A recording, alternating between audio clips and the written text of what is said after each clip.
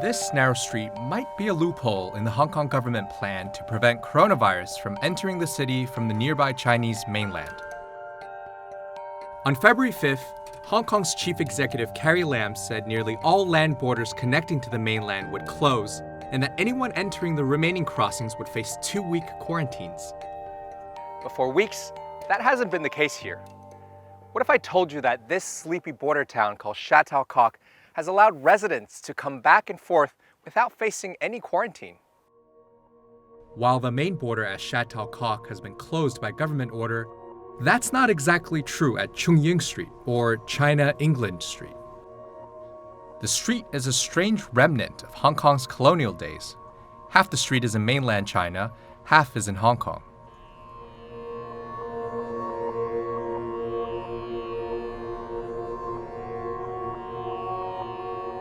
Not just anyone can access the street.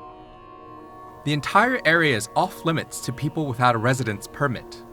It's a heavily restricted zone. This footage is of Chung Ying Street now. Many Hong Kong residents who live on the mainland side abandoned the street, scared of a quarantine. Yet in days after, some of them say there was no quarantine when they went to China.But on the Hong Kong side.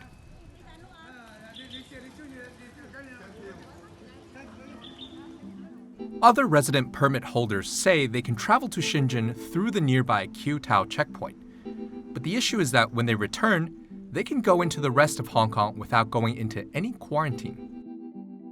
Not only can some residents go to Shenzhen through Q-Tao, they could go to other places where there's the virus.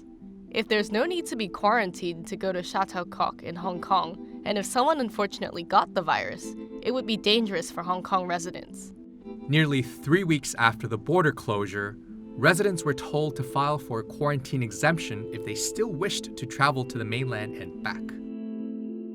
A government statement said the allowance took into account the exceptional circumstances of people living in this border area.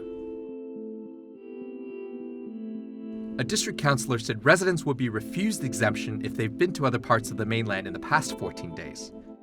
But it's not clear how that is enforced, as some residents say they were never asked for their travel history. The chairman of the Department of Medicine at the Chinese University of Hong Kong thinks the exemption is reasonable. They are actually stranded and they have difficulty buying groceries, etc. So the government actually allowed them to cross the border at Chung Ying Street. So I think this is a reasonable exemption because number one, there have been no confirmed cases in that region. And number two, they actually have to prove that they have not been to other part of China before they can actually enter the Chung Ying Street. Some of those living in the area agree an exemption strikes a balance between public health regulations and their everyday lives. 咁但係呢條條例，你係基於而家咁嘅疫情唔俾佢，當然我好相信係基於個健康問題。但係基於佢已經喺嗰度居住啊，你點解決佢先？佢呢班人，譬如佢有啲可能要出嚟做嘢，咁點啊？咁你話全部唔得啦，咁我呢班人去邊度住啊？我唔係一個啊，已經唔係一個家庭啊，係好多個家庭㗎。But as Hong Kong and the world scrambles to control the COVID-19 epidemic, many are asking whether there should be any exceptions, even for a place as unique as Chung Ying Street.